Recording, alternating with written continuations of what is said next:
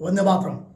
आज सबसे पहले तो बधाइयाँ। और आप लोग थंबनेल देखकर आए होंगे ना, क्योंकि थंबनेल में क्या लिखा था आपको लगा होगा कि चुनावी वाला होगा। कुछ लिखा है, ट्वीट भी किया था, लेकिन पहले आप सुन लो फिर आगे बात करते हैं। कल से कहीं आधी चुप्पी तो कहीं पूरा घनघोर सन्नाटा होगा। कल से कहीं आधी चुप्पी तो पूरा घनघोर सन्नाटा होगा। कई मुंहों का स्वाद मीठा होगा तो कई पर झन्नाटा होगा।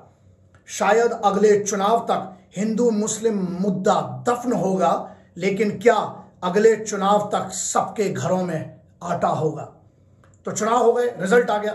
मैं वो बात कर रहा हूं जहां निशांत अग्रवाल, अहमद दार, रियाज अहमद, रईस अहमद दार। निशांत अग्रवाल भी टेररिस्ट है और ये दोनों भी। अब जो हिंदू मुस्लिम वाली बात चल रही थी ना, ये हिंदू मुस्लिम, यहां पर नेहा शर्मा और पूजा रंजन, ये सब आतंकवादी हैं। लेकिन ना बात यह है कि देखिए, चुनाव की मैं इसलिए नहीं बोल रहा हूं क्योंकि लोकतंत्र जीतता है हर बार।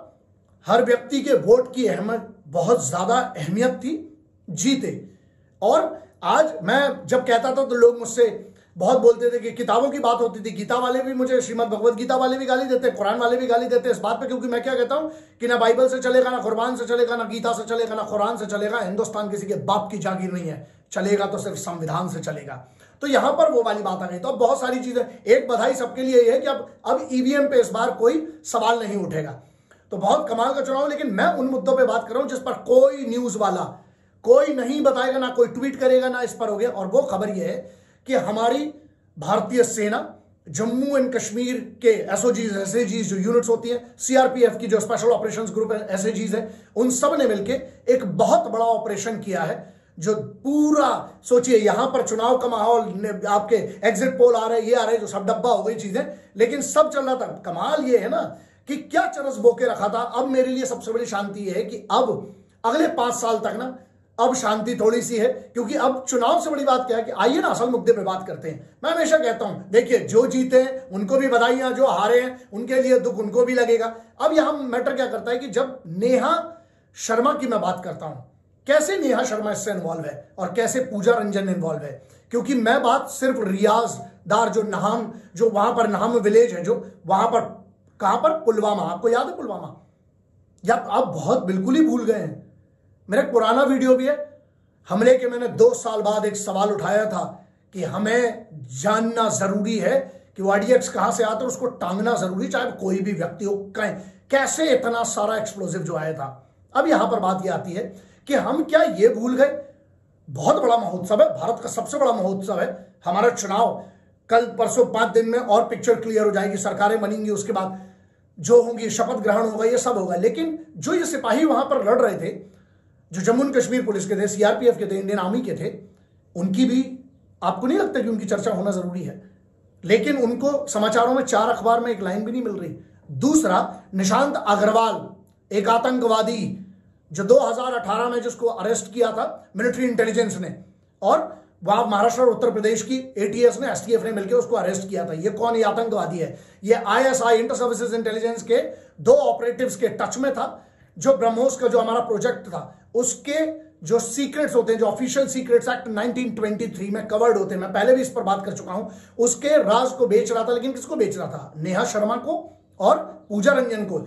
ये कौन है? ये 2 अकाउंट्स थे जो कि आईएसआई के बंदे पाकिस्तान से चला रहे थे, और उसमें इस आदमी को आज आजीवन कारावास की सजा हो गई है। नागपुर के कोर्ट ने इस पर सजा सुनाई है, लेकिन इस पर कोई बात नहीं कर रहा। राष्ट्रद्रोह 66 है। मैंने क्यों कहा कि ये सब सेम है, चाहे वो निशांत अग्रवाल हो, चाहे ये रियाज दार हो, चाहे रियाज अहमद हो, चाहे रईस हो, ये सब ना, सब एक है, क्योंकि सब है। वो तो लश्कर तोयबा के थे, ये तो देश के अंदर, जब मैं कहता हूं ना 3.5 फ्रंट पर लड़ाई है हमारी।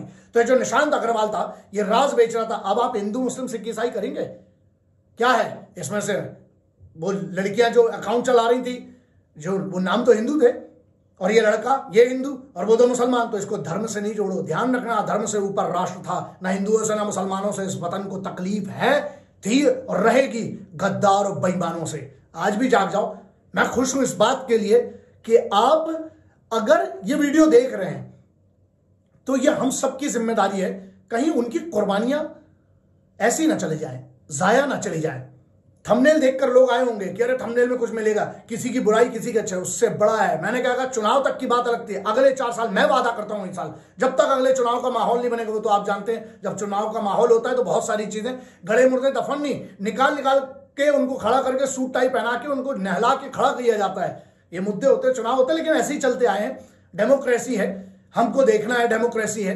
और यहां पर एक और मजाक वाली बात है जिसका मैं जवाब अगले वीडियो में दूंगा, और वो ये था कि अब आपको चुनना है कि आपके मुद्दे क्या रहेंगे, आपको चुनना है। क्योंकि अभी 2-4 दिन तक क्या चलेगा, पक्ष की बातें चलेंगी, विपक्ष की बात चलेगी, सरकार की बात चलेगी, एनडीए की बात चलेगी, इंडिया अलायंस के INDI है जो अलायंस है उसकी बात चलेगी, इन सब की अलायंस की, यहां वहां अभी खरीद फरोख्त भी हो सकती, बहुत कुछ हो सकता है। आप ध्यान रखिएगा इन 5-7 दिनों में जब ये चल रहा है कि आप सिर्फ न्यूज चैनल पर बैठकर इनके मजे लेंगे या दुख फील करेंगे, अच्छा फील करेंगे, या फिर आप खुद अपने लिए मेहनत करेंगे। मैं आज आपको वचन दे रहा हूं, मैंने पहले भी कहा था, आइए मिलकर ना खुद को बेहतर बनाएं। समाज वैसे ही बेहतर होगा, राष्ट्र तभी बेहतर होगा जब आप मेहनत करके अपनी ईमानदारी से पैसा कमाएंगे, वाइट में रोटी कमाएंगे और अपने आप को स्वस्थ रखेंगे और ताकतवर बनेंगे अपने खुद के हक के लिए लड़ने के लिए। मेरे से जो मदद होगी, मैं जो कर सकता हूं वो था, हूं और रहूंगा। लहू की आखिरी सांस तक इस वतन का कर्ज चुकाने की पूरी कोशिश करूंगा। जो 1% चुका पाऊंगा, मुझे लगता है कि वो बहुत बड़ा कर्ज है भारत माता का।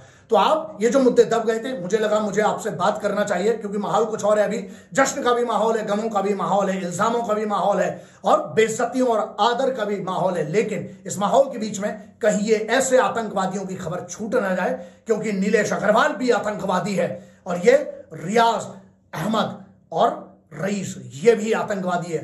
अब आपको निर्णय करना है कि आप अपने जीवन को कैसा बनाना चाहते हैं और आप अपने जीवन के लिए क्या करते हैं। जय हिंद, वंदे मातरम, इंकलाब जिंदाबाद, भारत माता की जय।